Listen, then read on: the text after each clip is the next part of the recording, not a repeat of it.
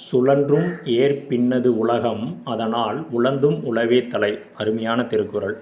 சேலம் மாவட்டம் எடப்பாடி வட்டம் காவிரி ஆற்றங்கரையில் அமைந்துள்ள பூலாம்பட்டியில் தமிழக முதலமைச்சர் அவர்கள் தேர்தல் வாக்குறுதியின்படி விவசாய கடன்களை முழுவதுமாக தள்ளுபடி செய்ய கோரி மாபெரும் கண்டன ஆர்ப்பாட்டம் நடைபெற்றது. இதில் பூலாம்பட்டியை சார்ந்த விவசாயிகளும் சுற்றுவட்டார விவசாயிகளும் திரளாக பங்கேற்றனர்.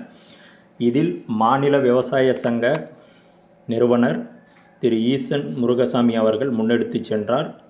பிறகு மனுவாக தொடக்க வேளாண்மை கூட்டுறவு சங்கம் பூலாம்பட்டியில் அனைத்து விவசாயிகளும் ஒன்று கோடி மனு அளித்தனர்.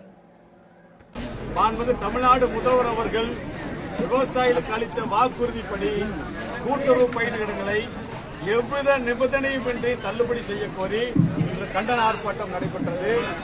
இந்த ஆர்ப்பாட்டத்தின் மூலமாக தமிழ்நாடு அரசுக்கு முதல்வருக்கும் நாங்கள் தெரிவித்துக் கொள்வது என்னவென்றால், ஐயா முதல்வர் அவர்களே, நீங்கள் விவசாயிகளுக்கு கொடுத்த வாக்குறுதி அதை உத்தரவாதம்னு சொன்னீங்க, அதை நிறைவேற்ற சொல்லித்தான் நாங்கள் கோரிக்கை வைத்துக் கொண்டிருக்கிறோம். ஒரு பக்கம் விவசாயிகள் நண்பன் சொல்றீங்க, இன்னொரு பக்கம் அடுத்த ஜென்மம் நடத்தின விவசாயத்தை புறக்கணும்னு சொல்றீங்க.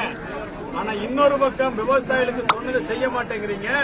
மறுபக்கம் கூட்டுறவு சங்க ஊழியர்களை விட்டு விவசாயிகளுக்கு நெருக்கடி கொடுத்து நீங்கள் கடனை வசூல் பண்ணுவதற்கான வேலையை செய்து கொண்டிருக்கிறீர்கள். இதுதான் நீங்கள் தேர்தலின் போது பச்சை துண்டை போட்டுட்டு விவசாயிகளுக்கு கொடுத்த உத்தரவாதமா? 50,000 தாரங்கிறீங்க, 75,000 தாரங்கிறீங்க, 5,000 தர்றங்கிறீங்க, 35,000 தர்றங்கிறீங்க. இன்னைக்கு என்னன்னா பல நிபந்தனைகளை விதிக்கிறீங்க. 10 மாசத்துக்குள்ள வாங்கின கடனை மட்டும்தான் தள்ளுபடிங்கிறீங்க. அப்ப அதுக்கு முன்னாடி கட்டாம இருந்தது, அதுக்கு முன்னாடி நஷ்டப்பட்டது, அதுக்கு முன்னாடி கஷ்டப்பட்டதுல யார் இந்த கடனை ஏற்றுக்கொள்வார்கள்?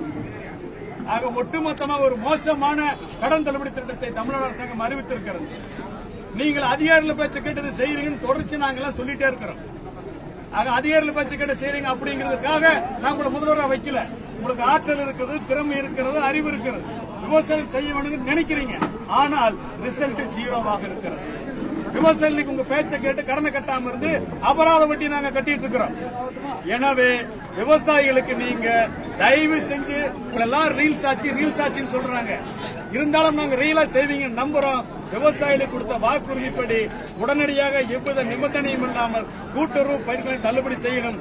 அதே போல அதே தேர்தல் அறிக்கையில நான் ஆட்சிக்கு வந்தேன்னா பாலுக்கு லிட்டருக்கு 44 ரூபாய் தருவேன்னு சொல்லி அவர் வாக்குறுதி கொடுத்திருக்கிறார்.